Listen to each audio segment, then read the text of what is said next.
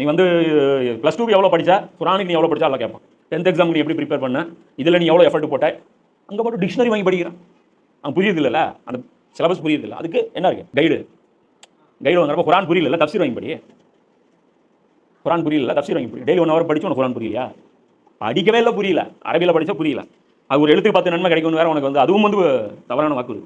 எவனும் கிடையாது. அதெல்லாம் மூமினுக்கு தான் இபாதத் எல்லாத்தோடைய கூலி கிடைக்கும். மூமின் யாரு? குரான் ஃபாலோ பண்றவங்க. குரானை ஃபாலோ பண்ணாத பட்சத்தில் இஸ்லாம் சொல்லக்கூடிய 5 கடமைகள் இல்லை 500 கடமைகள் நீ நிறைவேற்றினால் நீ நேராக நரகத்துக்கு தான் போவ. புரியுதா? யார் வந்து குரான் சொல்றபடி தன்னுடைய வாழ்க்கையை அமைச்சுக்கிட்டானோ அவன் தொழுதா அந்த தொழுகைக்கு வெயிட் இருக்கும். நம்ம தொழுதா நம்பர் இருக்கும், ஆனால் தட்டில் வச்சா தராசு அப்படியே தான் இருக்கும்.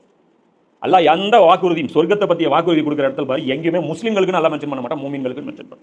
மூமின்னா யாரும் உள்ளத்தில் ஸ்ட்ராங்காக நம்புறாங்க. உள்ளத்தில் ஸ்ட்ராங்காக நம்புறவங்க குரானை சாதாரணமாக எடுத்துக்க மாட்டான், அதை சீரியஸாக எடுப்பான். அதனால் ஏற்படுற உலக இழப்புகள் எல்லாத்துக்குமே அவன் என்ன பண்ணுவான்? தயாராக இருப்பான். துனியாவோட அவன் சமரசமே பண்ணிக்க மாட்டான்.